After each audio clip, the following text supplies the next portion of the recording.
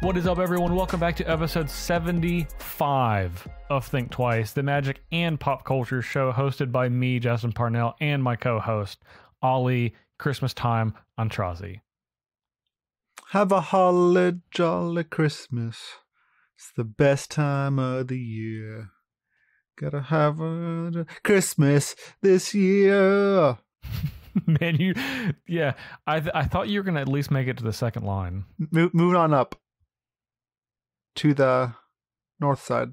What happened last week? I don't really think I did much. Oh, I just drafted Dominaria a bunch on MTG Arena. Oh, that's pretty much what I did. Sounds lame. What?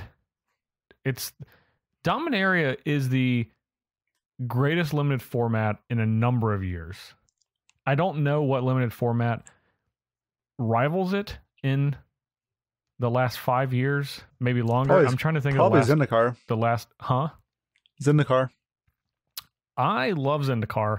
I think that Dominaria is a better limited format than Zendikar, but I like Zendikar a lot personally. But that also, that was 9 years ago when Zendikar came out. 2009. I think Zendikar is the best. Well, I think Time Spiral Planar Chaos Future Sight is the best. I didn't play that one. Oh man, that's the best limited format of all time. I don't think it'll ever be beaten. It's too deep, and they don't design sets like that anymore because it's way too complicated. But that's also what made it great.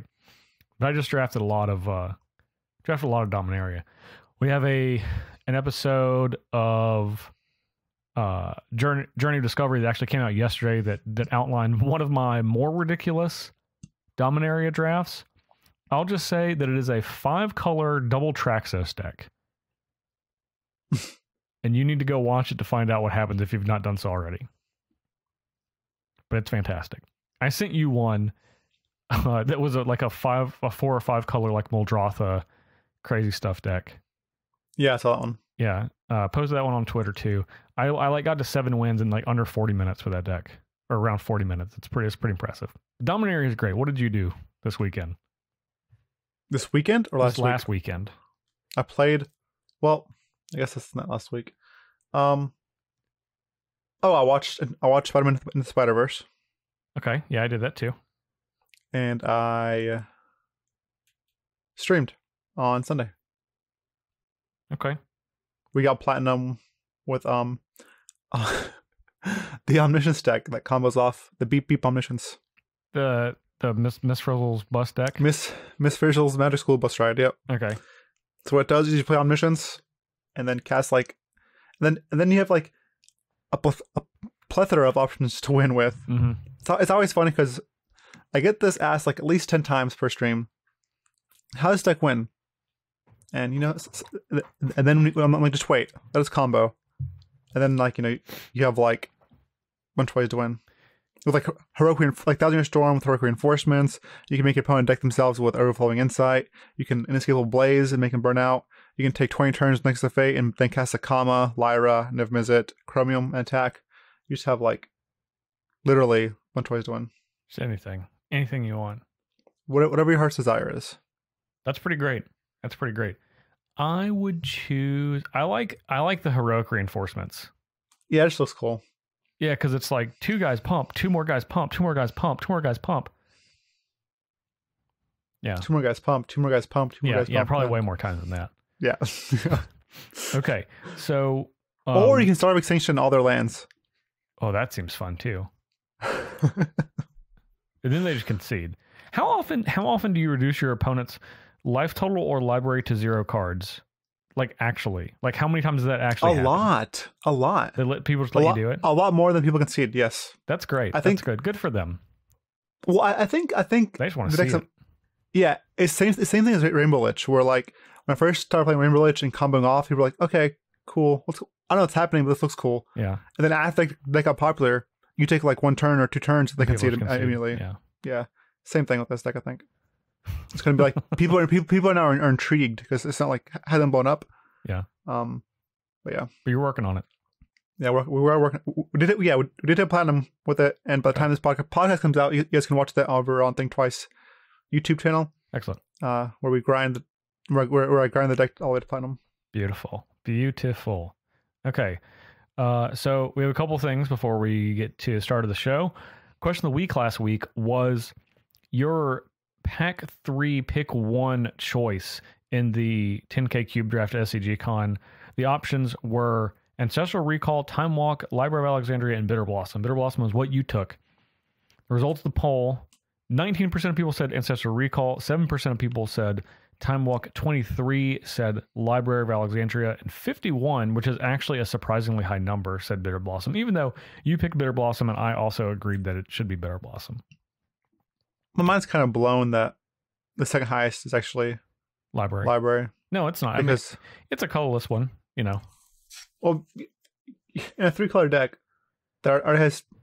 There's no way I could play. There's 0% chance I could play that card. There's the same amount of chance you could play Library as you could play Recall and Time Walk.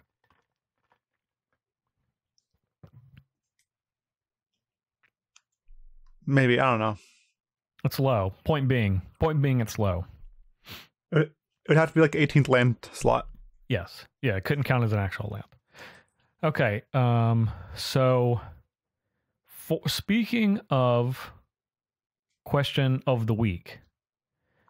We want to ask you guys some question of the weeks. And if you are on our Patreon Discord channel, and if you're not, you can go to patreon.com/thinktwicemtg. Our Augur Bowls here, which is just $1, gets you access to the Discord as well as early access to the show and a pair of Thinktwice tokens. So you should sign up for that if you want to participate. But we're asking people 5 different question of the week style questions. You'll have to go to Discord to find out what those are, but please give us your answers so we can say them on the show next week. We're very excited. You can also ask us one question each. We have a little AMA section and we'll answer those. It can be whatever question you want. Does not matter. Does not have to be Magic related. It can be whatever you want. And we'll answer it. We're going to read them live. We're not going to read them before we start the episode. Or I'm not. I'm going to take a vow to not read them. I hope Ollie does, but I cannot stop him physically. Only emotionally. And mentally. Yeah. All right. But we also want to thank 2 of our new patrons, actually, Nish M and Ian B. Thank you, folks, very, very much for joining the Thinktwice family. We hope you're enjoying it. Go answer those question of the weeks so we can make you be a part of the show next week. And that is what we're going to be doing next week. We're not going to have a pop culture topic necessarily next week. It's just going to be question and answer essentially the whole show as we kind of wrap up the year. So that is what you get to look forward to, but that's going to be a super fun show. I'm really excited for that one. So we can talk about all that stuff. And of course, we want to remind everyone, if you're listening on one of our great platforms, SoundCloud, iTunes, YouTube, Stitcher, Google Play Music, and Spotify, please leave us a comment, a like, a subscribe, a review, and share your favorite way to listen to Think Twice. That really helps us get the word out for the show. Now, something very special happened in the last week in the Magic world, in the MTG Arena world, in the Esports world, and in Ollie's world in particular. There's an invite-only MTG Arena tournament, the first of its kind, for $10,000. Our own Ollie Antrazi was an entrant in that tournament. We'll be back in just a minute to see how he did.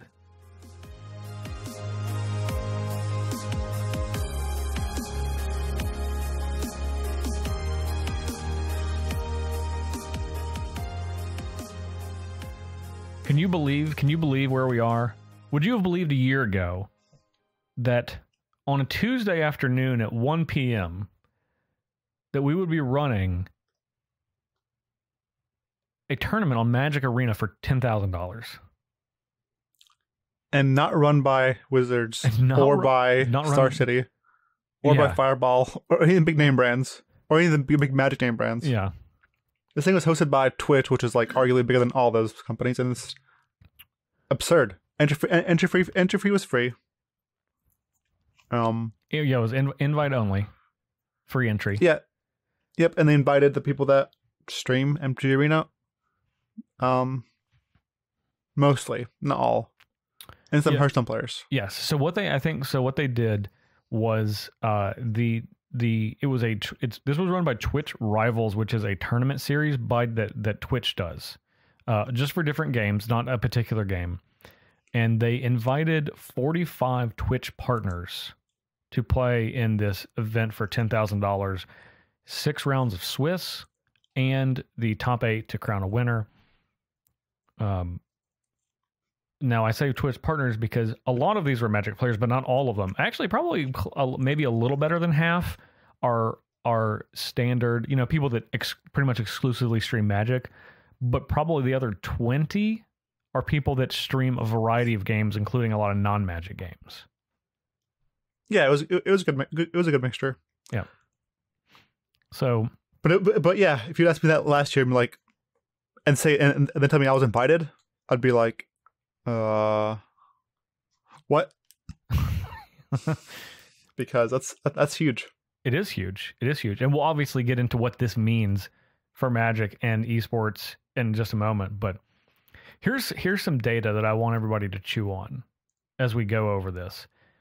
This tournament, again, 45-person invite-only tournament, happened on a Tuesday afternoon. It started at 1 p.m. Eastern Time. It was a Tuesday. I was at work for the majority of this tournament. Tuesday afternoon. It aired for 9 hours, so it essentially was on air from 1 p.m. until 10 p.m. Eastern Time.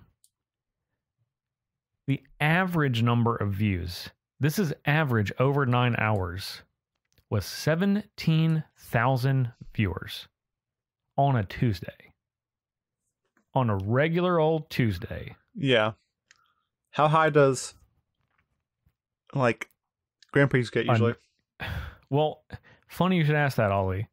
And before we move on to that, because I do have that information, the peak viewers, so basically the most viewers at any time, which happened at in the middle of late in the afternoon, kind of at the beginning of the top 8 into the Swiss, was almost 24,000, 23.8 thousand people.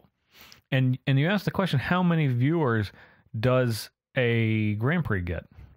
Well, as it happens, all of this information, all this data that I'm pulling is on esc.watch website, which tracks a lot of data for streaming in particular.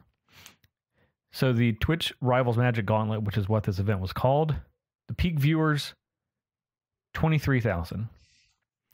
24 almost. 20, yeah, we'll call it 24 because it's close to 24. The peak viewers for at any point during SCG Con, the Invitational, 9.5 thousand. Peak viewers for Grand Prix Liverpool, which is the week prior. No, it was the same weekend as SCG Con. 7.6 thousand. Peak viewers for Grand Prix Milwaukee, which happened in the middle of November, the 17th, 18th, 19th of November, 16.3 thousand. Grand Prix Atlanta, I'm just going to keep going all the Grand Prix. Grand Prix Atlanta, 18,000. Grand Prix Lille, 22,000, which is the closest one. The closest one. The Magic World Championships, 19.2 thousand. Yep, and this is on a Tuesday. This is a Tuesday. Yeah. A Tuesday. Now, Pro Tour Guilds of Ravnica hit 50,000 for peak, which, to be fair, yeah, it should be double a random 45-person invite-only Twitch partner, Twitch exclusive event on a Tuesday. But the fact that this is the first one is mind-boggling in a positive way. And exciting. Very exciting. I agree. Okay, so Ollie, before we kind of get to what this means and what we want and what we feel like needs to happen, why don't you give us your experience? So I found out I was invited to this event, and it was got pretty static, and I wasn't sure what I was going to play. I eventually set on Chromatic Black, expecting to play against a lot of control decks and Golgari. And the event itself was well run, especially for people that, especially for Twitch. Like, it wasn't like run by Wizards, it was run by a company that doesn't really like usually hold Magic tournaments, right? Well, never have. This is the first one. Exactly, that's what I'm saying. So it was run very well for that. The worst thing was Battle of One. It was best of 3. We had to queue direct challenge for Battle of One. Best of 1 3 times. Yes. So there were times where I had to concede like 7 times in a row because, I was on the play and my opponent was supposed to be on the play instead of me, because that's not implemented into MTG Arena. So that was frustrating, and there's nothing that was frustrating that I'll get into. Well, I'll say now, I guess. Best of 1. Wizards has some sort of algorithm they have not released in Best of 1 where you are able to draw basically better hands, opening hands, like more lands. They have released it. I know what it is. What is it? Okay, so are you sure? Yeah, I'll tell you what it is right now off the top of my head. If you have 22 or less lands in your deck, so the first thing is for Best of 1, Magic Arena draws 2 hands and it gives you the better of the 2 hands. This is for all decks. Gives you the better of 2 hands. And for best, this is only for Best of 1. This is only for Best of 1. Gives you the better of 2 hands. If you have 22 or less lands in your deck, it focuses on hands that have 2 or 3 mana sources over hands that have more than that. If you have 26 or more lands in your deck, it focuses on hands that have 3 and 4 mana sources rather than less than that. Yes. 23 and 24 lands, it does not make a distinguishment between that, but it does have that algorithm in place for 22 and less and 26 and above, and it does that for every deck. So that actually something is that they have released. That's been known for about a year. Well, yes, and I need to take into consideration that that's what was going to happen in this event. I played 25 lands, which is arguably the worst number to play for this algorithm. I should have played 26. Or should have played like 24. This algorithm is insane for the aggro decks that play 19 or 22 lands or however many lands. Yeah. Because you saw in the top 8 of the Pro Tour where LSV is playing the aggro mirror match, and where he just there's games where he only has 1 land or 2 lands because his deck runs 19 lands, so he gets punished for that. Mm-hmm. And this does not happen in Battle of 1 for aggro decks. So there were a ton of aggro players, and they were all doing extremely well, had amazing hands, and that would not have normally happened. Yeah, because they got a higher percentage of 2 and 3 land hands. Absolutely. And the deck that took down the whole event, it was mono blue tempo or aggro tempo, which is a 20 land deck. Yes, and that deck is like I'm not knocking the deck. Like, when I say this, like I mean it. Like I mean it. The deck isn't good. The deck is like a very probably a tier 3 deck. Yeah, it's a very have this or not have it and die, or not, like basically the deck functions so much differently when you have Curious Obsession plus Spell Piercer Dive Down versus when it only has Curious Obsession and no protection, versus when it doesn't have obsession at all. Yeah. And the fact that you never have to mulligan is just absurd. Is absurd. Like, it basically made aggro decks much better than they should have been. Yeah, and not only is that a fair point, it's a critical point that probably means that we can't really do this type of tournament again in the form that we have it, right? Yes, and if you do, it's not real Magic. And then exactly, and the more it happens, the more you better expect more aggro decks if it happens again like this. Yeah. I think you're 100% right. Yeah, but that was my experience. And I realized that too late because I'm playing against a lot of aggro, and like there's never mulligan, and their hands are always like insanely like so many of them started insane. They're just like, okay, this is abnormal. Like I would say at least minimum one game out of all three matches, like against aggro, like they just have like not a nut, but a really good start. That's like not average. So yeah, and it was a little frustrating. Yeah. Specifically that algorithm. So Ollie played against 3 Boros aggro decks, 1 green-white kind of aggressive mid-range deck, a blue-black control deck, and a Jeskai control deck. Is that correct? Yeah. Yep. The green-white deck was basically aggressive game 1, and the games 2 and 3 board into like a more controlling deck with like more planeswalkers. And, so more mid-range grindy type deck. Yeah. Goes from like aggressive to mid-range essentially. And how did you end up? End up 3-3. I beat both the control decks, which I had was prepared to beat. Yeah. And then I beat 1 Boros aggro deck, then lost to the other 2 Boros aggro decks and Selesnya aggro / mid-range. And it was a little frustrating, but and they were all pretty close. Like it was like I think only one did not go to 3 games or so. I think. Regardless, they're still good games overall. Just frustrating when it's like the edges are so narrow, and you also can identify something that hurt you that's out of your control. Yeah, and I realized it way too late. Like I realized it like after. Yeah, I didn't even. I mean, honestly, I did not think about that until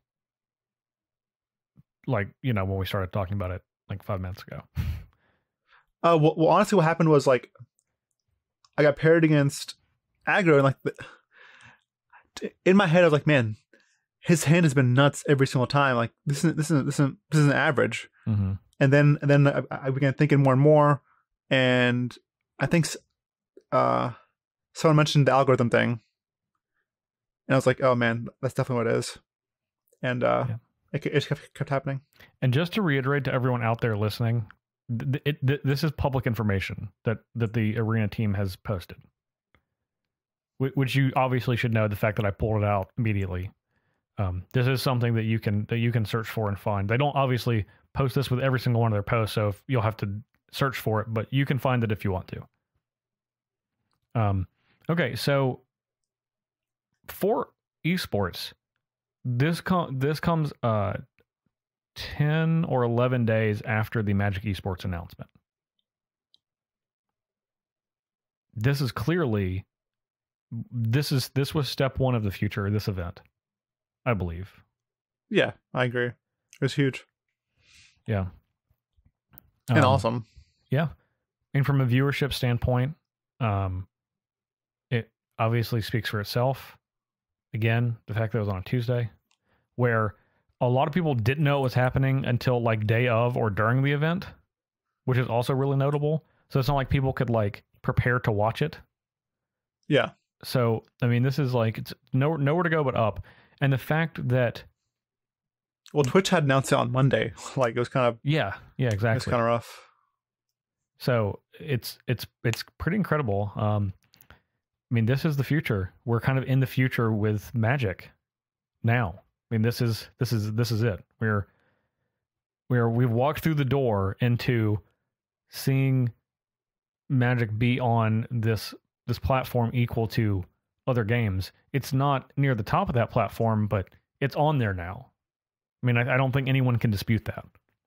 No one's going to say, "Oh, well, it's all downhill from here." No, it's all uphill from here. Yep. Okay. What do you think is? I guess before we get to we'll start with this. What's on the must list that Arena needs to change to make this be a thing that can happen on a regular basis functionally? Well, first things easily actually have best of 3 instead of just best of 1. That's like the easy one. Yep. Yeah, super easy. I mean, that's the first thing that has to happen. Just period. Yeah, and just have people just have people be able to choose player draw no matter what.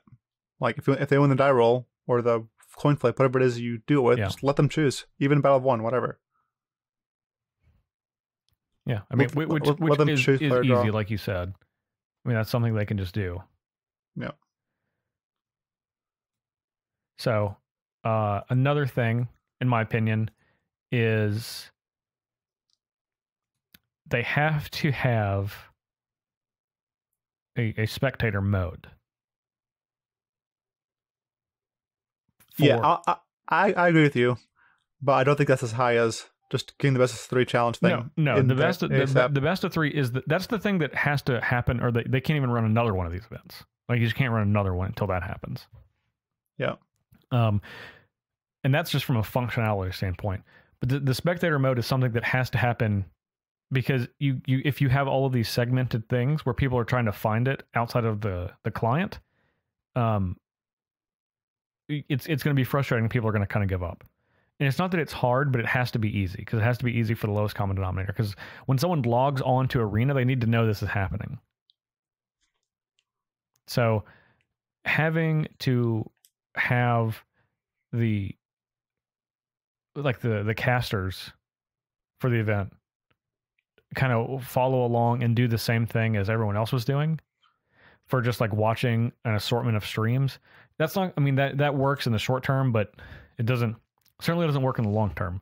Yeah, I also think this would be awesome. Was like we log. It's like, hey, by the way, Twitch Rivals is going on. If you want to watch it, click here. If not, you can play your game. Exactly. That's what yeah.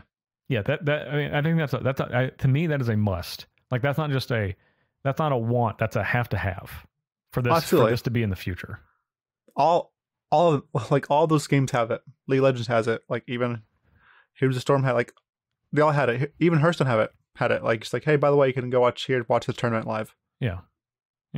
If you want, like, you don't have to, but you can. Yeah, just to let people know, and then it needs to be a fully functioning like in Hearthstone. If you're in spectator mode, you can, if you hover over someone's a card in their hand, it'll pop up and get bigger so you can read it. Yeah, you need to have that. You need to be able to see both players' hands in the game, or no player's hands. And either way, it can't just be like one-sided. You need to be able to see everything that's going on, and it needs to have something for the tournament, so you know what tournament it is. Like, it's not just a random match that's happening. I think that's just a must. That's a must. Any other musts for you?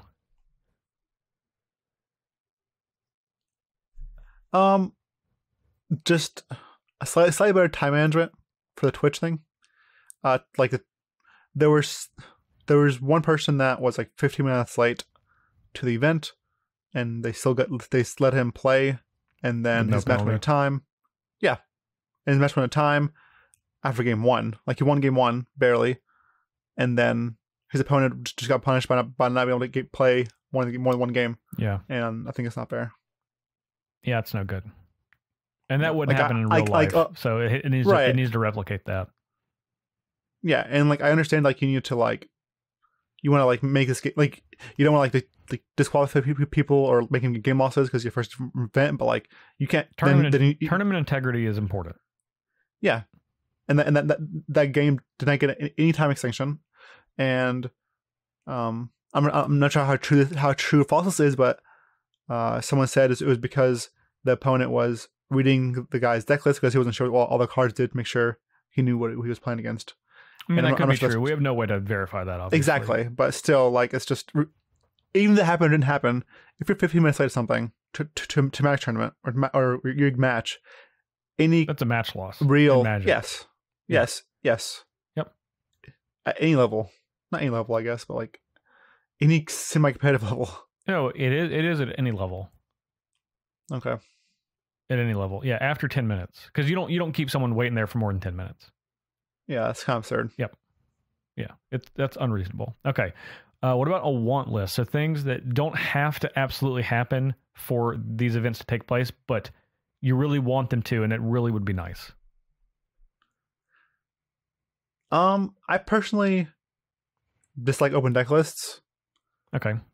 Because I think it punishes people that come with new decks. Like, having open deck lists encourage you to play one aggressive decks or linear decks and 2 known decks, because there's no reason to play a brew or a rogue deck, because everyone's people know exactly what you're doing. Yeah, what you're doing, and what trump card you have. Like there's a time where I want to play Impulse's Clutches in my Chromatic Black deck in the sideboard, or some bullet card, but I couldn't because like people know it's coming. Yeah. You know? Yeah. So the thing that solves this is having an actual tournament mode where you can run tournaments in the game. Like, I don't think you absolutely have to have that to have more of these tournaments. Like, I think that's something you have to have eventually. But like, if we fixed these other things that we just talked about in the must list, like you could run this tournament better next week, right? Yeah. You don't have to have the tournament mode, because the rec challenge can work. It's just not optimal. But if you have an actual tournament mode where you can enter and it locks your deck list in, you don't have to send that to someone, because that's essentially just making sure that everyone's on a level playing field. Like someone's not switching their deck around, you know? Absolutely. Like that's the reason that everyone's sending their deck list and it's open, so there's a higher level of accountability. But if you have a tournament mode, that's not necessary. Yes. Yeah. Yeah. And basically, whatever solves the open deck list thing, because I don't like it at all. Yeah. Yeah. I mean, and you were in an uphill battle for this tournament because you were fighting against the best of one aggro boost, right?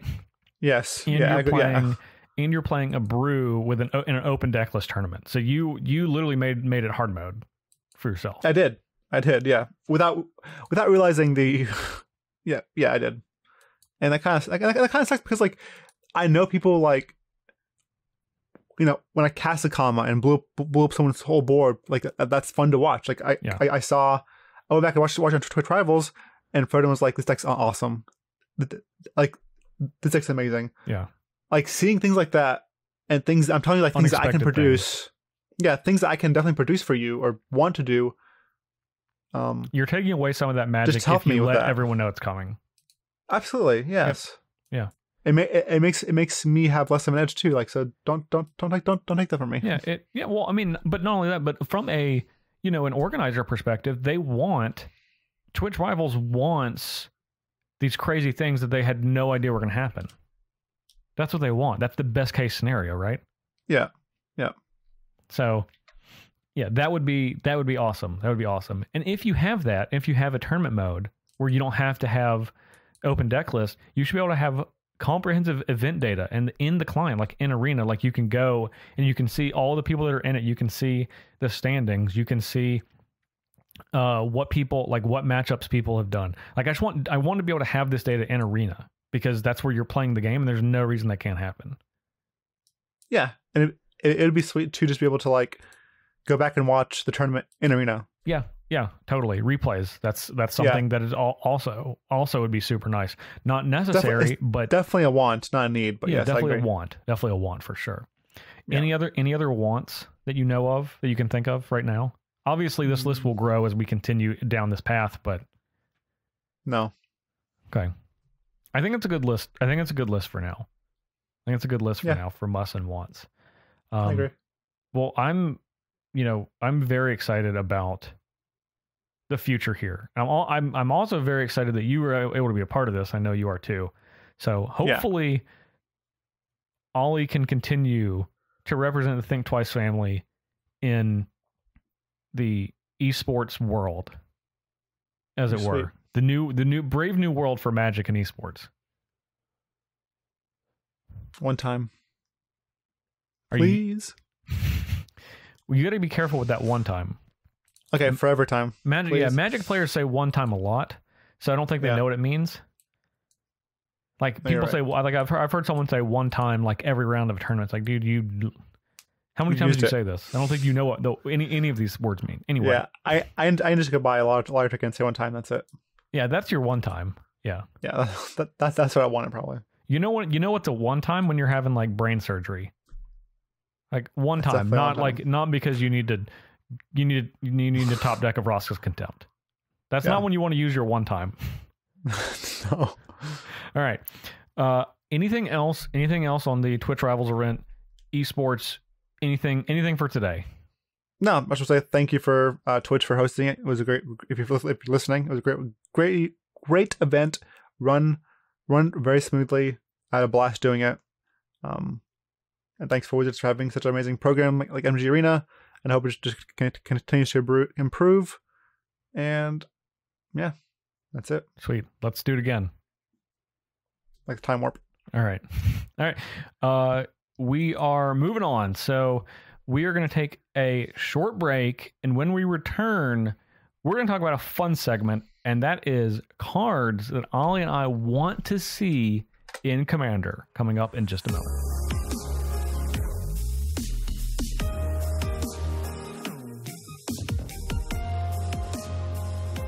Arch enemy. That's your answer? Commander style. For cards, so cards that we want to see printed in Commander, maybe in the next Commander set, maybe in the next Conspiracy or Battle Bond, or even just in general. But what Arch enemy? Because listen to me, hear me out. Okay. The first time it came out, it was kind of like a flop because you were supposed to play Arch enemy with with regular decks. No one knew exactly what you were supposed to play. But if they specifically make Arch enemy decks that for Commander, yeah, or just give you, or even better, give you like an Arch enemy Commander, that would be sweet. Like imagine like a Commander that's like, you know, Arch enemy. Any player may pay mana to do something, to put a counter on this Commander. When this Commander has 20 counters, that Arch enemy dies. Basically, like Commander is already a group game. And I think it'd go over better for Commander players with Arch Enemy. Because I remember playing Arch Enemy for the first time with these random decks, and it was like, okay, we're playing standard Arch Enemy, is kind of stupid. It's a little lame, yeah. Yeah, and then I started playing it with Commander players, and it was just so fun. Like it's just awesome. Like, it's cool, and I'd love to see that aspect go to Commander. And while I'm on this, I'm gonna keep going because I'm on a roll. All right, you're rolling. I think this would be also another time to bring in cards like Will of the Council and Join Forces, because I think they're phenomenal types of cards for Commander. Yes. Again, Commander is a multiplayer format, so having cards like Will of the Council where you vote against the arch enemy, or even like Join Forces to put mana into your spell or your dragon or your land or whatever new thing they can come up with, is great. Not only for arch enemy, but also for the political part of the game, which I think is what Commander is all about. Totally agree.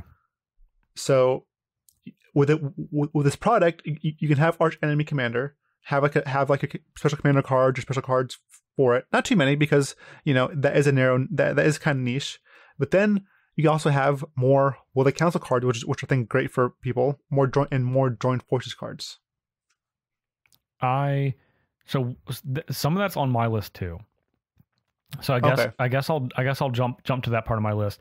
And one of my favorite things, I agree, one of my favorite things in Commander, as a lot of you guys probably know from watching on Commanderverse series, is the politics part and being able to interact with the other people you're playing. Because that's the most fun part to me, because that's the way that I play multiplayer Magic as Commander. And I think cards, mechanics that force interaction, that's like, you have to interact with this. Not necessarily in like a bad way, but like you said, like voting is a great way for interaction. It's fantastic. It's so great. Yeah, it's fantastic. Yeah. The Monarch is another great way for interaction. That is a super fun Commander mechanic. Both of those from Conspiracy, by the way. So Conspiracy has done a lot right for Commander. Yep. And even in Battle Bond, where you had the assist, or support. God, I can't remember the name of the mechanic. Where you can pay mana for people that are on your team or not on your team to basically help them do something. Yeah. But stuff like that, I love to see. I love to see cards that just make you interact. Like, yeah. Because there's a lot of people that just want to play their solitaire game. It's like, nah, I'm going to make you interact. I'm going to make you make a decision. Yes. You have to make a decision. Right now. I love. Yeah, and bouncing off that a little bit, more group hug commanders, because those players are absurd, and in a good way. Because like, dude, I remember one time going in, being like when I had my like pretty cutthroat Great Arbitrator deck, and there's some guy playing Zidru, the great-hearted with cards that let my opponents like draw cards, play extra lands, gain more life, like all this stuff. I'm just like, what are you doing? He's like, I'm just playing some commander, and it wrecks the person that's like that's at the table as like cutthroat and competitive, like trying to like, you know, combo kill you when you like are group hugging the people that aren't the person winning. Yeah. And these players, like, it's because these players, the types of players that play group hug, you never know what they'll vote for. Will they cancel you? Like, you don't know. They could just like, because they're agents of chaos most of the time. And I think it's awesome. I think it's fun. So yeah, more group hug commanders like Zedrew. That's also something that's close to something on my list. I like cards that trade resources. Like, you're giving your opponents resources for a bigger advantage for you. Like, one of the best commander mechanics is tempting offer, which basically says, all right, I'm going to get this effect. You can have this effect too, but if you get the effect, then I get to copy your effect, which is basically doubling yours. So in a 4-player game,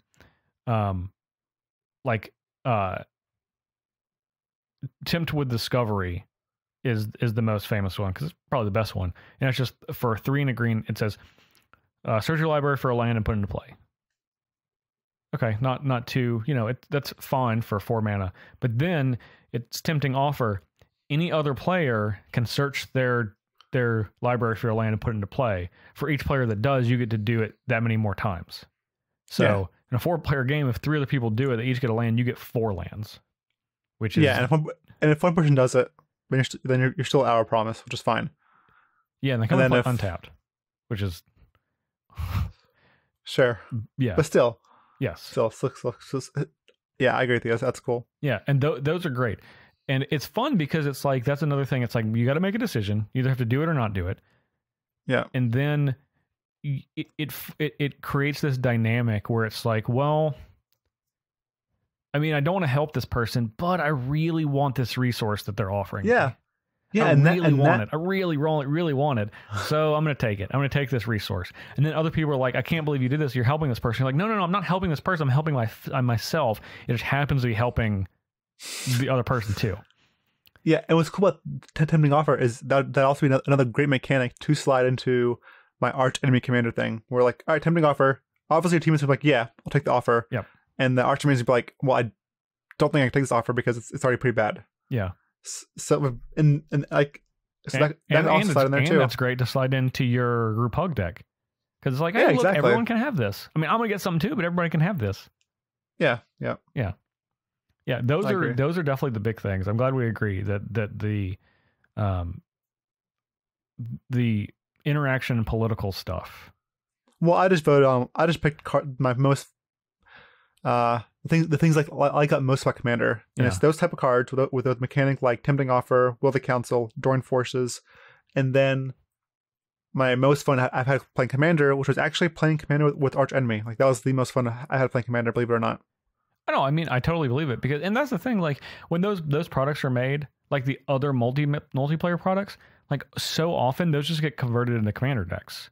So it's weird that we haven't had an Arch Enemy Commander mashup yet. Like, those are like 2 different formats, but I think they're scared because Arch Enemy kind of flopped because of power level or that. Yeah.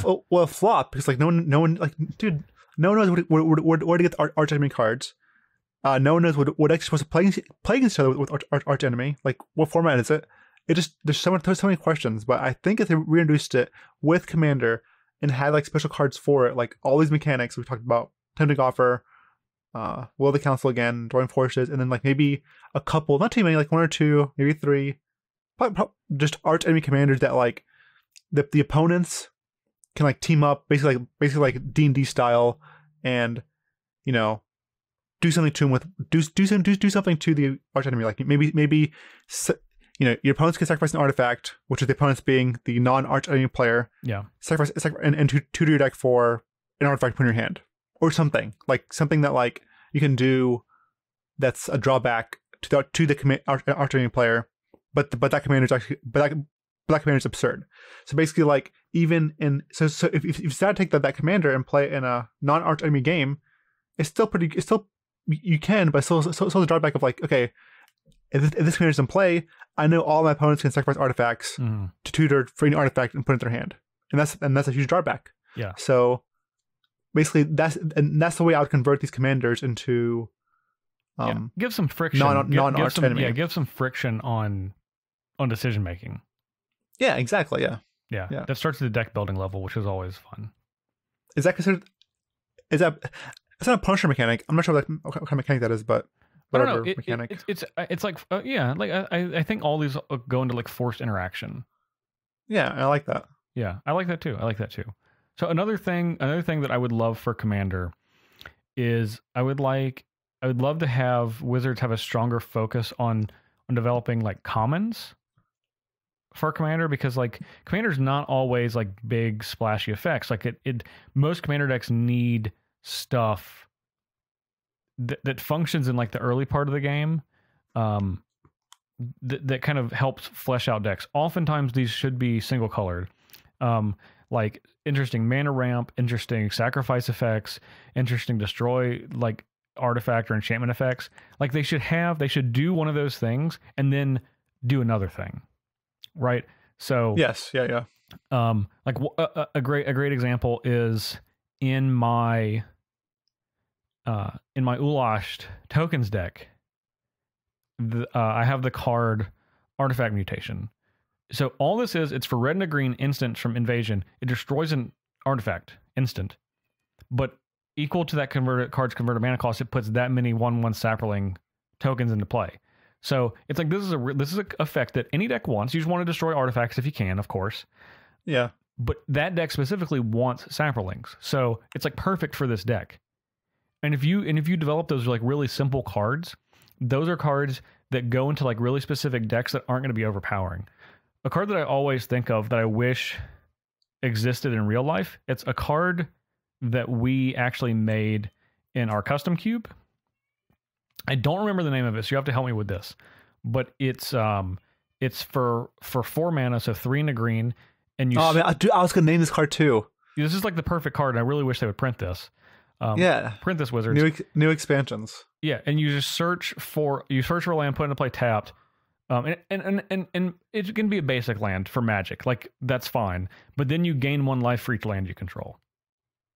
No, I think it should be any land for 4 mana. Like you are getting close to our promise range. Like it's okay, one land is fine for 4 mana. Yeah, you're right. It probably for Commander that's probably fine. But like that's just a card that's like this doesn't go in every deck because it's still 4 mana for 1 land into play tapped, and then it gives you some life. But like there's a lot of decks like this can go in like any ramp decks to give you a little cushion. Give you a life cushion. I think that could be fantastic in standard, honestly. Like just 4 mana ramp and gain 1 life each land you control. I think that's fine. Yeah. I'm not trying to balance it for standard. Like I don't know if it is or isn't okay in standard. Like in some standards, maybe that's not okay. Not this one. Sure. Besides the point. I'm saying for Commander, that's obviously totally fine. Like there's nothing wrong with it. Absolutely. Not every deck plays it, which is what you want, because you want stuff that's like the effects aren't narrow, but the decks that want to play them are narrow. Like if you're just a regular ramp deck that's like you're like Rampart Growth, Nature's Lore, where you're having like the cheap ones, you're not going to play that card because that costs 4 mana. Like it doesn't matter if it gets any land. Like you're not going to pay double to get an extra land out of your deck. You're just not going to. So right. I think on that notion, they also add more lands with abilities for Commander. Yeah. For sure. Like that's going off that, like, okay, everyone's plays lands, but have some lands that do something special that not all decks want, but that certain decks might want. They are starting to do that. I'll give them a little bit of credit. Like in last year, Forge of Heroes was the land that was in every deck, and it's just a colorless land that says tap it, put a +1/+1 counter or a loyalty counter on a commander that entered the battlefield this turn. So you play it in Planeswalker decks because it gives them a loyalty counter, or decks that care about +1/+1 counters, you play it in those decks too. So that's like a really great example. And that they're moving that direction, but there needs to be more. Like one of those a year, I don't think is enough. I I'd also love to see commanders that get special abilities or upgrades in the command zone when you reach a certain point. Like, I think that would be cool. Like sort of like a city's blessing. Yeah, and trigger out different ways. Like basically, like have a commander that costs like 4 or whatever, and then when you are at 40 or more life, this commander always costs its casting cost. So basically, if it's at 100 times, if that is 40 or more, it's always what its casting cost is.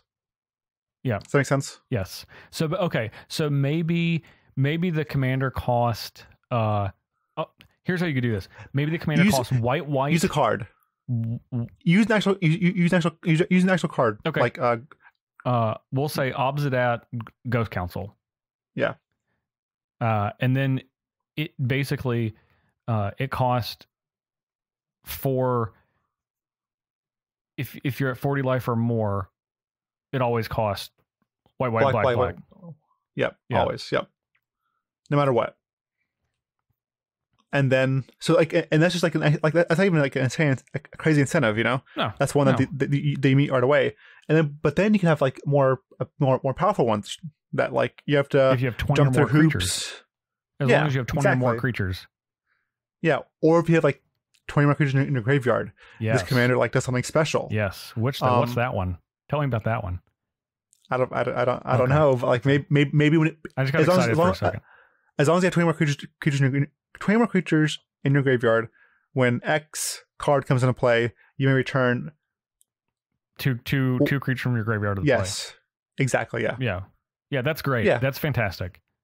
Yeah, like that's just like sweet like ways to upgrade your commander and build around your commander, which I think is very important as well. I think it's crucial. I think, and that's actually one of the things on my list. I want commanders with narrow identities. Like I don't want like, oh, this is the new best mono white commander. No, I don't. Yeah. I want like, no, this does a really specific thing because it's fun to build around those really specific things. Absolutely, and these commanders would be like kind of be like level up, but just on totally different level. Like level up. You're like on deck building. Like you're trying to like achieve. You're trying to achieve like this thing that for your deck to do, and then when you achieve this thing, you unlock a different part of your deck. Yes. Yes. Totally That'd be awesome. sweet. It's like a quest. It's like going on. It's like starting another quest or something. It's kind of cool. Absolutely. Yeah. So let's see. Let me go down. Okay. My last thing is I want, and they've done a good job in the last few years of doing this, but I want this to be on like everything.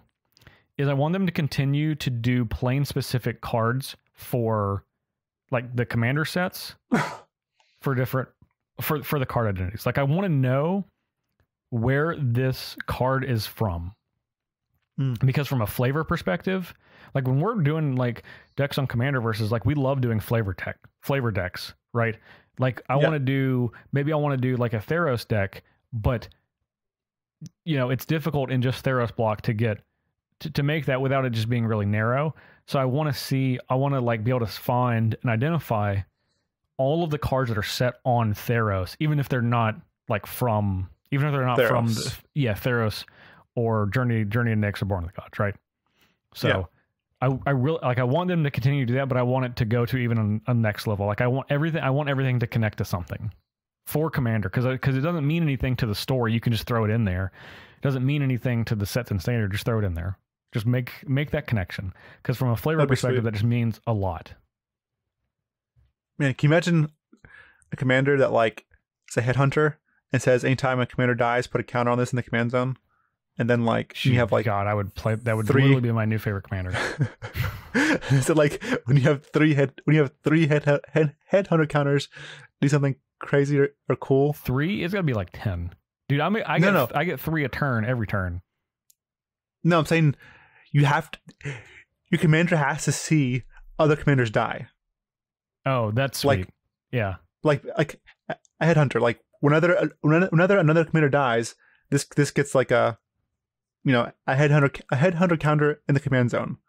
And once it has 3 unique ones, like 3 different ones from each commander, like a 4-player game, it gets some cool ability. Yeah. Yeah, that's incredible. Sweet. And then you could have a really narrow card like put target player's commander from the command zone on the battlefield. Or something. Or you get all their abilities. Or just something. I don't know. Yeah. No, I see where you're going with that. That's sweet. That's sweet. Yeah. Yeah. That's what I want. I want commanders with narrow identities. I would also love for them to have more 4-color commanders, specifically with narrow identities. Like, I don't want 4-color good stuff. That's why the partners are really dangerous. Because as everyone's kind of seen, the partners are like outrageously powerful in Commander. So I want more of the 4-color ones, like they did for the year they had the partners. But all the other ones like Breya, Saskia, Yidris, and that whole cycle, like those are all really sweet. But I want them to be really narrow, and I think that's because that's just more fun. That's just more fun for me. Yeah, I also just want to. I just want a commander too, a group of commander like that's like Maelstrom Wanderer, but let's everyone cascade. Yeah, that'd be a blast. And those are always great. And everyone's like, no, don't kill it. Let's just leave this out. Let's just leave it out. That's always my favorite. It's like everyone just wants to leave it out. No. Can you imagine like a commander that's like Maelstrom Wanderer? Like when you cast it, everyone cascades. You and your opponent. Yeah, that's great. That's great. And then it says it's basically a Maelstrom Nexus for each player. So it's like the first spell cast each turn from a player. Yeah. Let's them cascade. And then for you, it just says like, you may untap all your lands during each player's or something. Like it gives you a small bonus, like small benefit. Yeah. But everyone also benefits from this too. Yes, exactly. No, that's the thing I was trying to say earlier. Like I want a card that gives resources to other people that gives you like more resources. A small advantage. Yeah, exactly. Yeah, it'd be sweet. So it's like, okay, well, guys, every spell you turn, the first spell you cast each turn will cascade. You sure you want to kill this commander? And then your deck can be built to abuse the first spell cast each turn, but also because your guy lets you untap your lands. Which I actually think is fair, and it actually works into the card because it's like, well, it gives you your mana to be able to. Yeah, and it's fine to cost 7. And it's fine to cost 7 or more or whatever. Like, yeah, it should be expensive. Yeah, that's fine. Yeah, 8, seven, whatever. Probably 7 mana seems fine. Yeah. And everyone cascades the first time you cast it, so it's fine. Yeah. Yeah, it should probably cost exactly what Maelstrom Wanderer cost, actually. Like 5 red, blue, green. That's 8. Yeah, well, then that's what it should cost. Sure, it'd be fun though. It'll be fun. Yeah, that would be awesome. Man. Yeah, because you also punish like if you build your deck to be all ramp major commander, then the cascade is going to hurt you. Where your opponents that aren't ramping at all are going to hit like nonsense. They just have good cards in their deck. Good cards, exactly. Yeah. So like. It's very like how do I build this type of deck? So it's very cool. Very like Wait. No, it should cost 7. It has to cost 4 red, green, blue. Okay. Well, you need to be able to cascade it into it from Maelstrom Wanderer. Oh, of course. Yeah. That'd be hilarious. Yeah, oh my god, yeah. Forgot that for a second, but we fixed it. Don't worry. We fixed it. All right, yeah. Man, Commanders, see, these are like my favorite conversations about Commander. Because these are all things that I think Wizards is moving in the right direction with a lot of this stuff. And they're kind of saying like, oh, we can really do crazy stuff that's just for this format. And it doesn't matter about the rest of Magic. Like it's just irrelevant. Like we can just play in this very specific sandbox. The real big sandbox though. Right. But also us having this conversation is very nostalgic of when we also built our own custom cube, because this is why we were so good at it, because we had such great ideas and anyways, and we're just going, and we were like, well, we can do this because no one says we can't. Yeah, I mean, like I'm not even gonna lie, like I had like two topics for this discussion. Yeah, but once Justin and I got into it, like I made 5 ideas up or 4 ideas up, whatever, 4 ideas up, whatever. So it's like it's fun for us. It is. We'll certainly come back to Commander, the format, of course. And just this topic in general. It's fun to hit every once in a while, especially after like something triggers it in the world of Magic. So, anything else on Commander for today? No, that's it. All right, sweet. Okay, it's finally time. Our last movie review of 2018. Can you believe it? No, I can't. The whole year. All right, we'll be back in just a minute as we go into the Spiderverse. Well, maybe another universe. It's more than this one. That could be, maybe.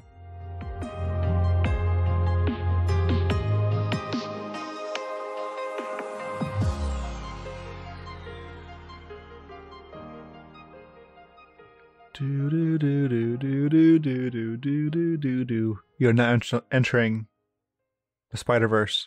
Do do do do do do do do. So no, I was trying to do the Twilight Zone imitation. We did. We knew. But that's pretty old. So maybe there's some youngins. You did good. So we are in the non-spoiler territory right now. Non-spoiler territory for the animated film Spider-Man Into the Spider-Verse. We will hit spoilers in a second. We're in non-spoiler right now. Do you want to start or do you want me to start? Because I have a lot to say. Okay, let's just say this real quick. So my son Aiden for Halloween dressed up as Spider-Man. His costume had like some black dots on it or some black patches on it, but it wasn't fully black. I was like, maybe this is just a weird, cheap version of like Spider-Man Venom. Spider-Man basically attached with Venom. Like, I don't know. I think that's what it is. But I wasn't sure. It still looked weird. And then after watching this movie, it's like, oh, snap. This is actually Miles. This is like the character in the show. Miles Morales' Spider-Man costume, which is black and red, by the way. Yeah. So I look at the picture. I'm like, oh snap! This is exactly what it is. And then I sent it to Justin to confirm. I'm just like, yeah, that's definitely Miles. I'm like, oh my god, that's awesome. So I had to have this little connection. But anyways, all right, go with your thousand billion. Okay. Points. All right. So first off, the voice cast for this movie is amazing. Everyone is fantastic. Shamik Moore is Miles Morales.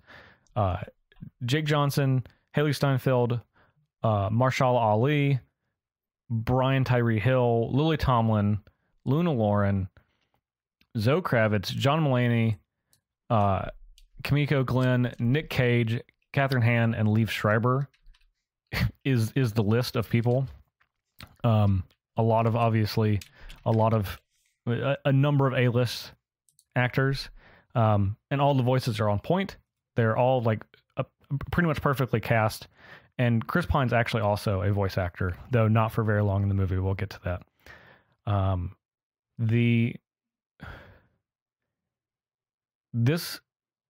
think this is the most beautiful animated movie I've ever seen in my entire life. It's a bold claim. It is because your memory's good. It is, and I love and I love animated movies. I want to disagree just because there's one thing that bothered me when I was watching the movie, and someone there were like letters of stores or whatever that little blotchy or little like almost made me think like should I be wearing 3D glasses? Goggles? Am I wrong? No, I know what you're talking about, but that bothered my eyes. One of the things that they did for this movie is they mixed a lot of different animation styles, and that happened primarily in the beginning of the movie. That you probably noticed it, right? It was mostly the beginning, yeah, but it was throughout it. Yes. So there's actually an explanation for that, which is amazing. And we'll get more into this into spoilers, but obviously it's Into the Spider-Verse, so people know that there's like other Spider-Man characters, right?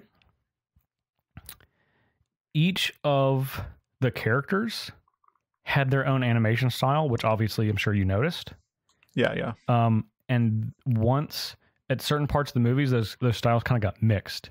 So in the first part of the movie, the animation style is a very comic book centric animation. Like it's made to look like a comic book. Yeah. With hard lines and blocks. Obviously it's still animated, it moves very beautifully.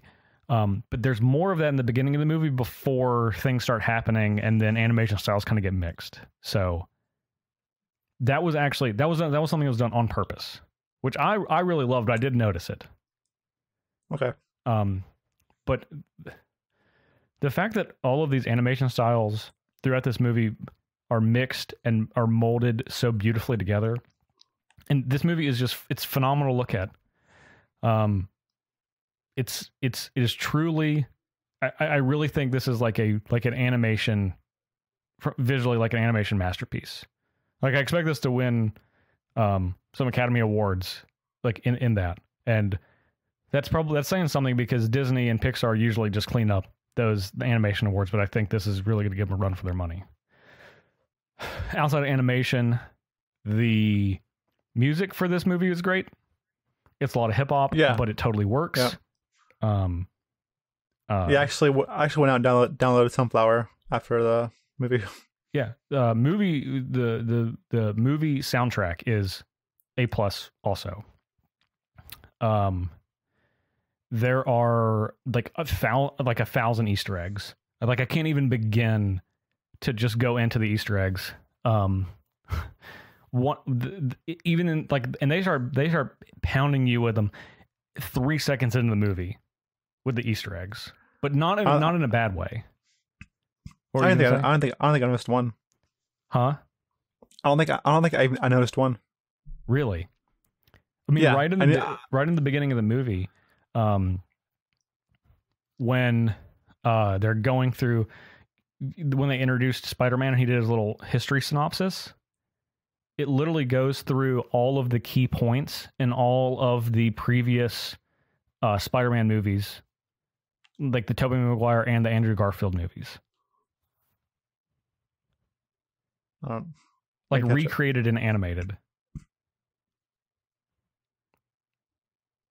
I just didn't catch it. My memory's crap, so like I don't know. But I believe you. Oh, there's so many. There's a lot of references to like actual things that are happening in real life, but slightly different. A lot of people that created Spider-Man are referenced multiple times in the movie. Obviously, Stan Lee has a cameo in the movie, and the person that created Miles Morales, which is Brian Michael Bendis, is also has a little Easter egg in the movie. Nice. It's riddled with Easter eggs from like 3 seconds into the movie until the last 3 seconds of the movie. All right. You can go for a second. I need to catch my breath and get some water. I've been going too fast. Too fast, too furious. Mine, like, I just enjoy the concept of like parallel universes in general. I like seeing that. I liked it also kind of being explained. That was interesting. Also Kingpin in this movie, like, we all know what Kingpin looks like, but he's like, I feel like he's like kind of overblown. He's like humongous, and I actually like that too. Yeah, it kind of grew on me. Like, at first it's like, okay, it was kind of obnoxious at first. It looks really cartoony. Yeah, but then it grew on me because like there's whenever he's on the screen, there's certain like music and like what he does. Like, okay, this guy's like serious. This guy's not messing around. He's like, he is the most serious Kingpin I've ever seen. But yeah, that's based like I just like all those things.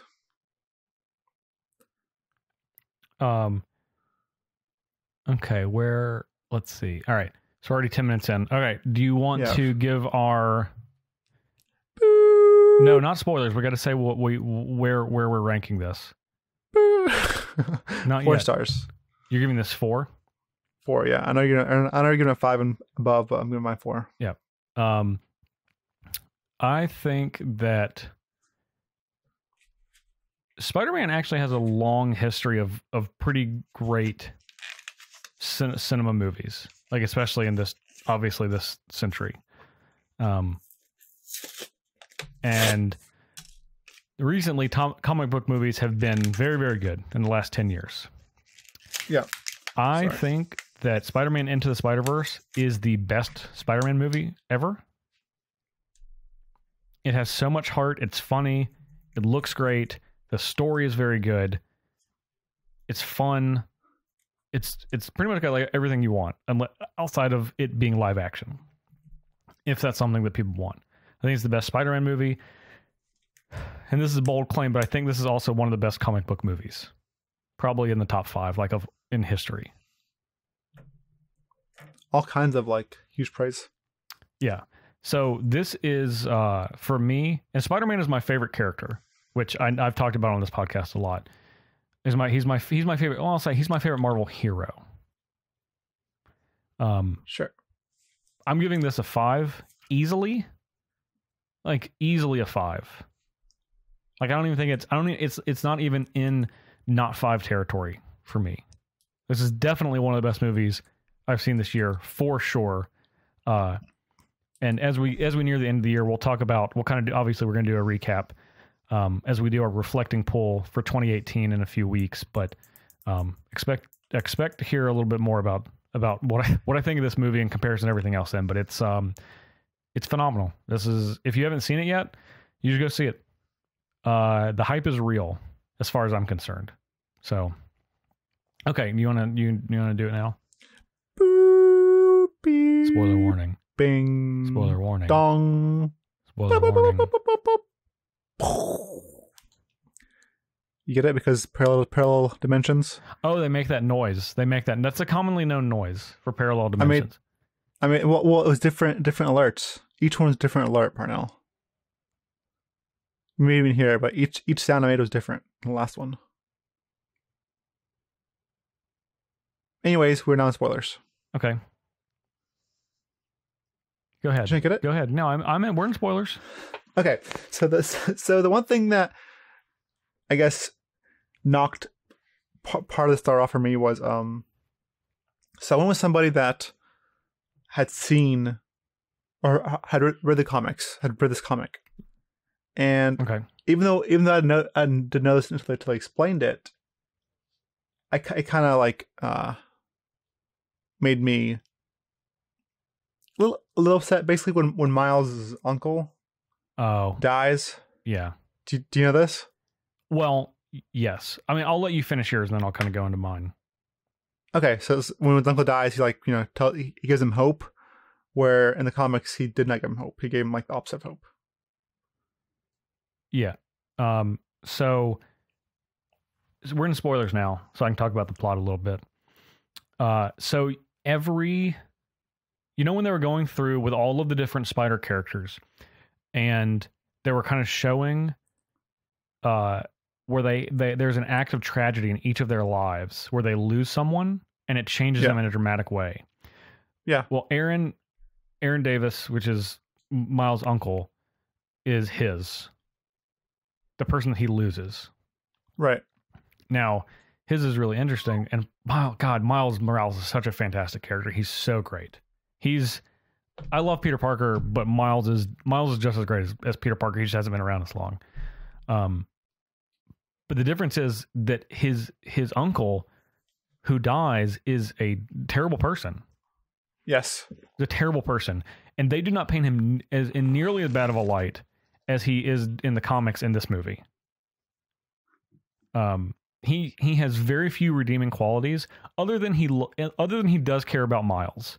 But it's in I care about you because you're my nephew kind of way, but I don't care about teaching you good things. I'm just going to show you how I do stuff, which is pretty much just being a bad person. So I don't want to get too far into the comics, but sure. But that was the only thing that was different. I was like, did that need to change? I think for this story, it was fine. Well, you are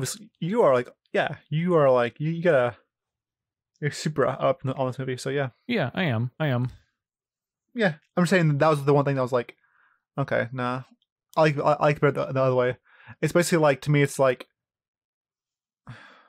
the Lion King, yeah, and then the father like dying, and that's fair, a different way. And I mean, I honestly I can't count off on someone for saying it's different than the source material, and I don't like that, because like I railed on Venom for like 30 minutes for that. So yeah. But had you not known that, do you think that would have changed your opinion? Still 4, because also the word thing just, I don't know, it bothered me. So some of the animation graphics. style. Yeah. Okay. Yeah. I also wish Peter Parker got a little more action.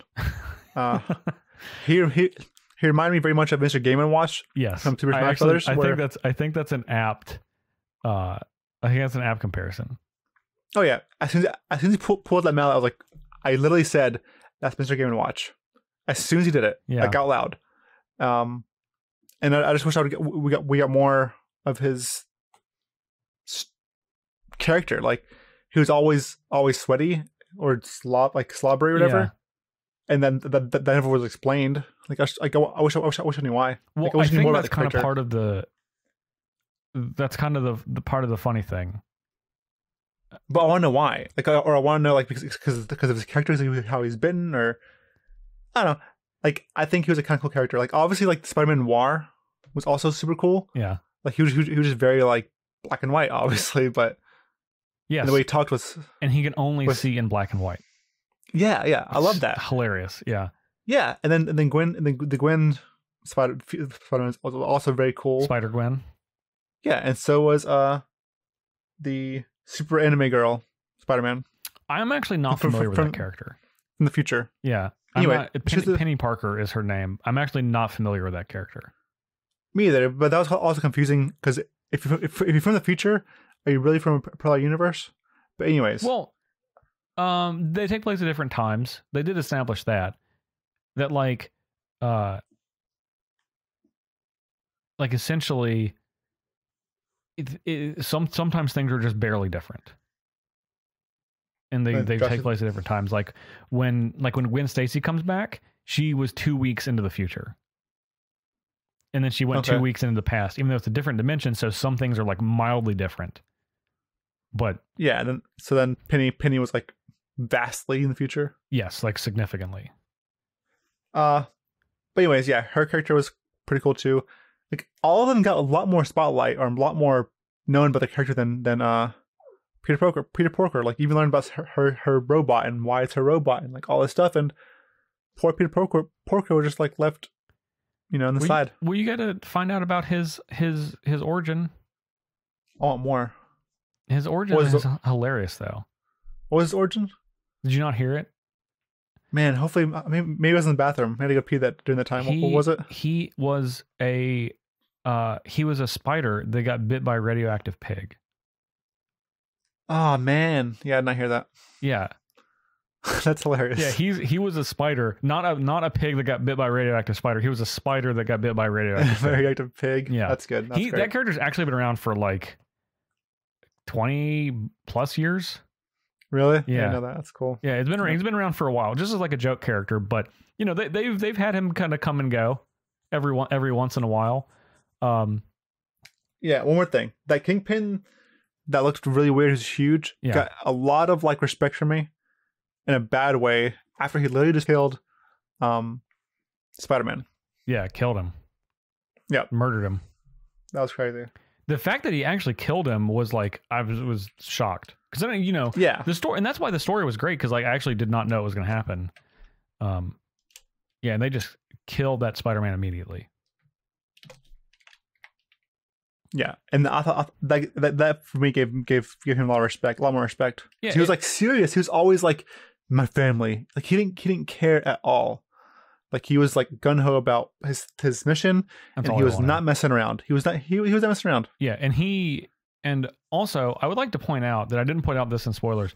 This is a PG movie. Was it really? This is a PG movie, and it's this great. PG. That's great. Yeah, that's incredible. Like PG movies barely exist anymore. Like they very, very rarely exist. But this was a PG movie, not PG-13, but actually PG. Yeah, that gave Kingpin a lot more. Oh man, this guy is super serious and like actually like a respectable villain. Yeah, and like every time it was like, this machine isn't ready to do XYZ. Every time it's like, I don't care. Just do it. Do it. Single-minded.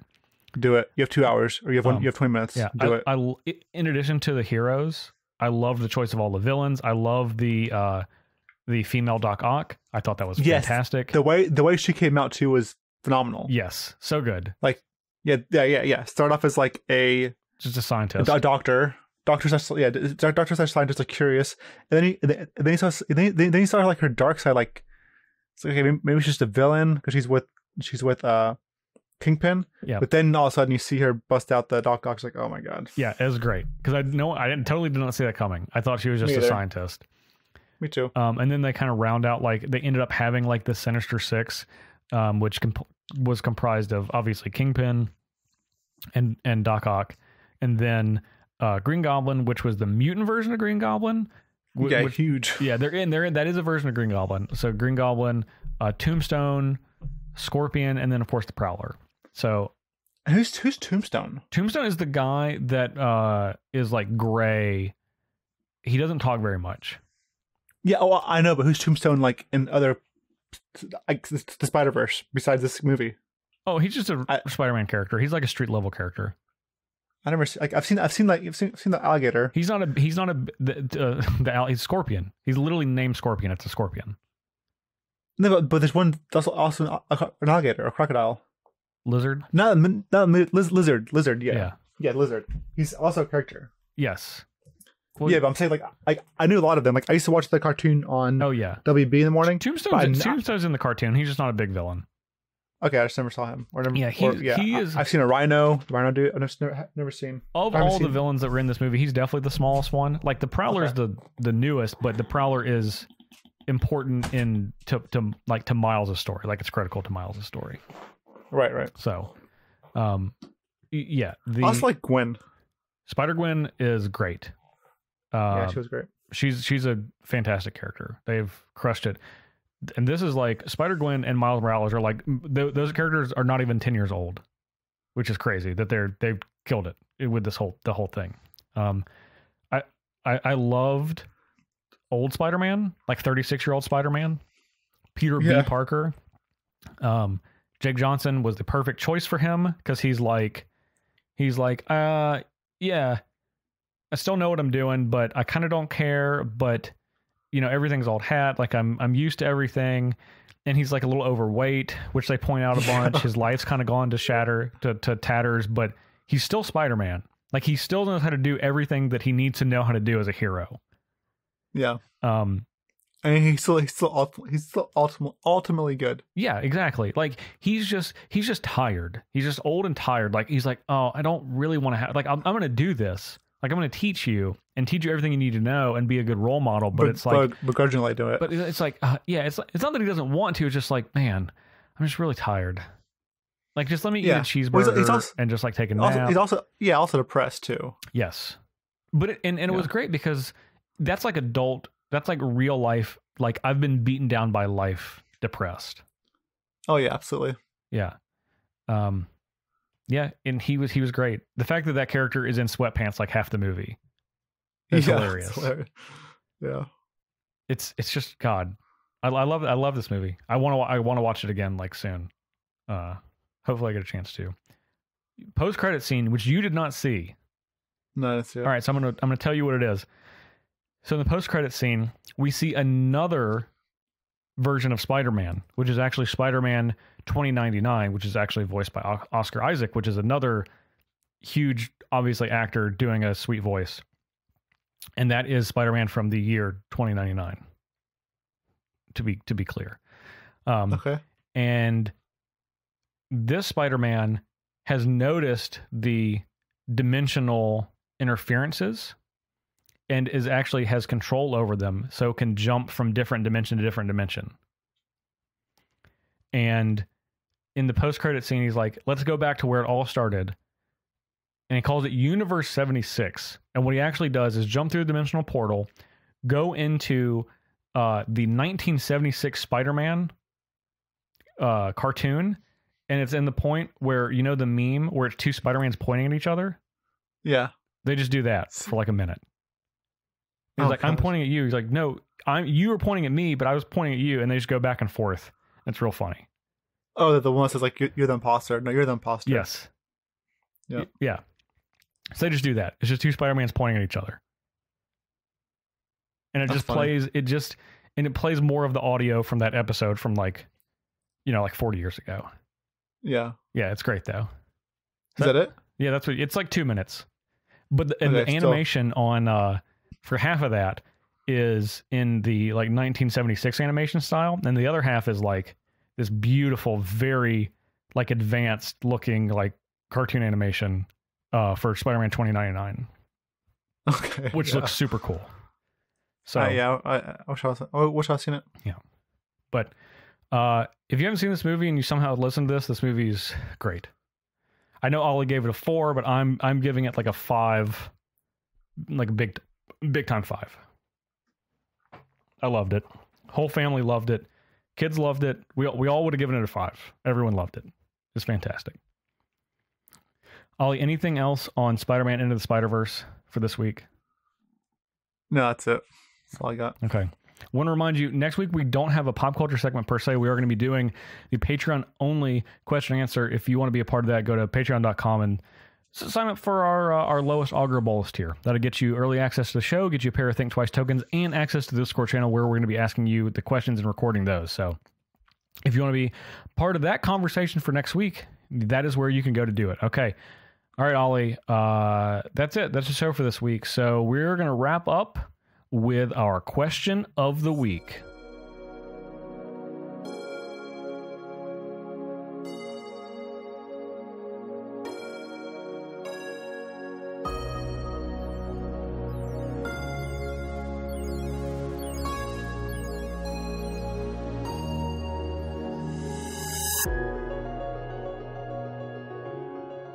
All right, Ollie.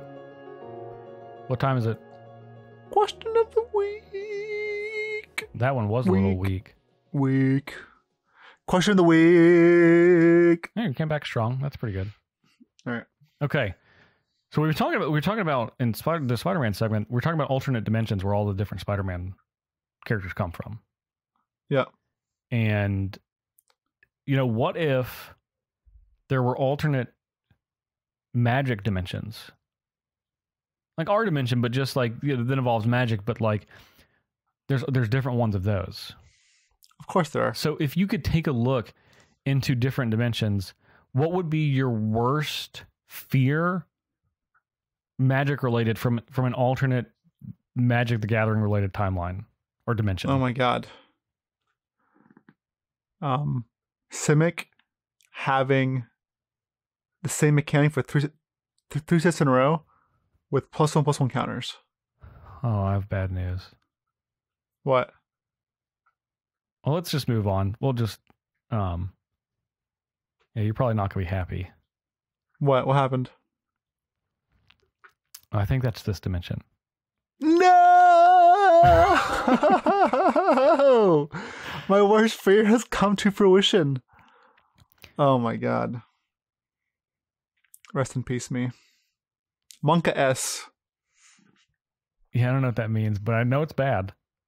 Yeah, big yikes, basically. So your worst fear is your favorite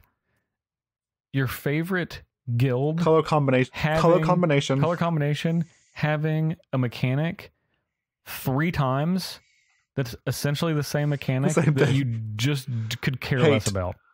Yes. Yeah. On this note, side quest.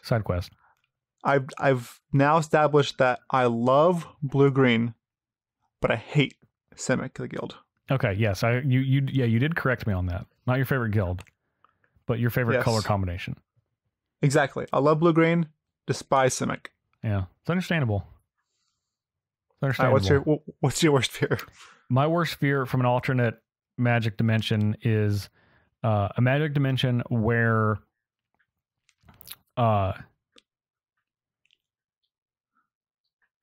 Ravnica, due to the release schedule, Ravnica came out after Mirrodin, and then Champions of Kamigawa came out after Ravnica, and the power level of Ravnica is way down and was made up from Mirrodin, and then Champions was pushed and a lot more care was taken into it after the people that got fired from Mirrodin came back in and helped make Ravnica good.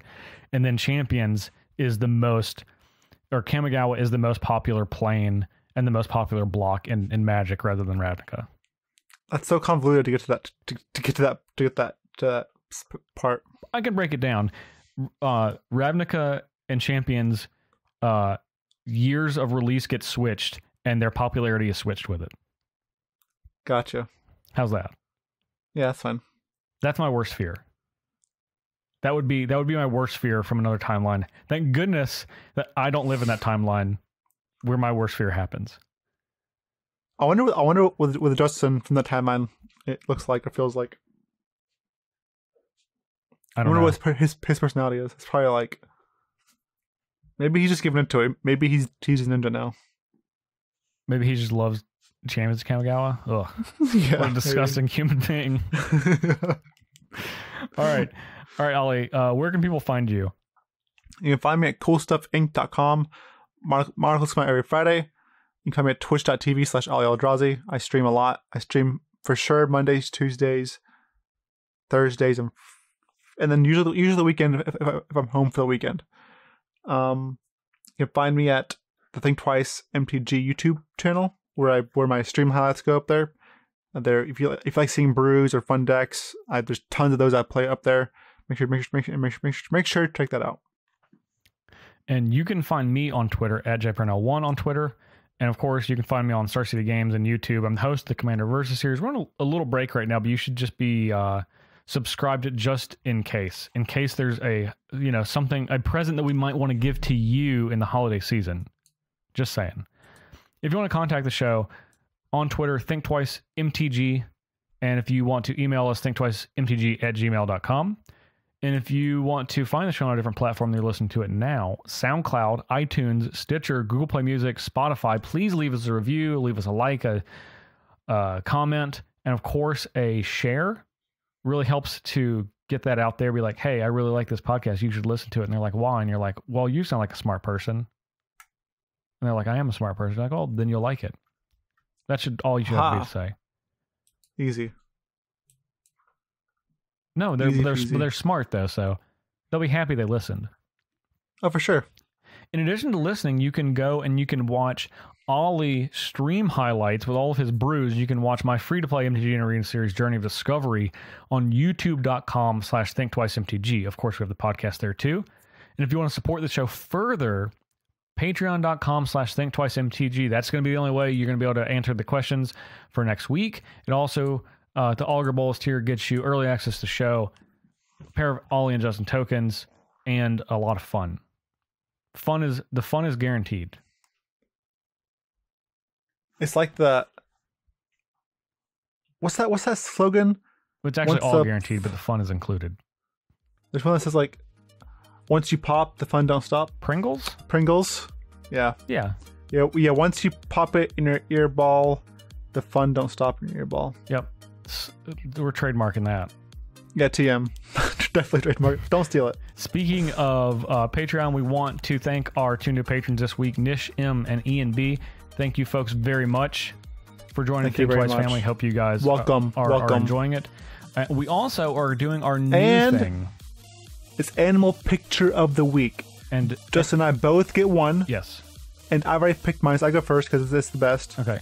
I'm picking Wally. He's passed out in his little bed. This dog is 49% corgi, okay, 51% corgi, and 100% snuggle bear. Okay. But he has passed away, so rest in peace, Wally. Oh. But don't worry, we remember you and we love you. Well, that's a good one. I know, that's why I picked it. Yeah. All right. Annual picture of the week on Justin's side. I am selecting Mocha, the Christmas Cato. Under the tree, Mocha is laying on, looks like some holiday sweaters, probably getting hair on them, or maybe it's the bottom of the tree, and looking like Mocha, she looks like she is very, very excited for Christmas and murder at the same time. Perfect cat. Yes. And as Kermit, her owner, says, she is clearly in the Christmas spirit in this picture. So, two animal pictures of the week, one for me, one for Ali. What now? Excellent gato. Yes. That means cat. In Spanish. In French. Yeah. In French. Anyway, we want to give a special thanks to our director and producer, John Shea. He is the person that makes this happen.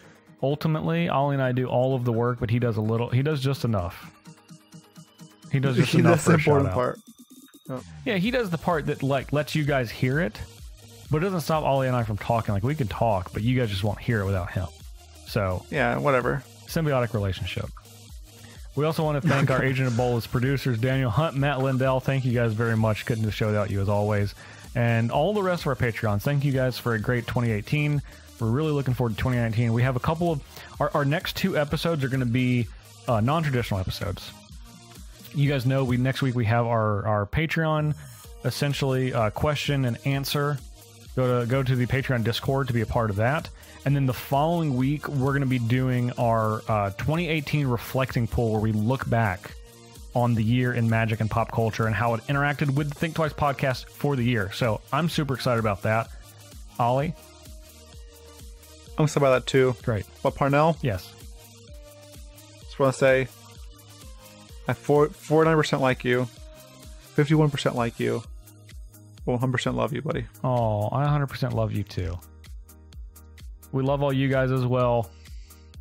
Happy holidays, Merry Christmas. Whatever you celebrate, just enjoy it. All right, over and out. I celebrate pistachios. But yeah, that's it.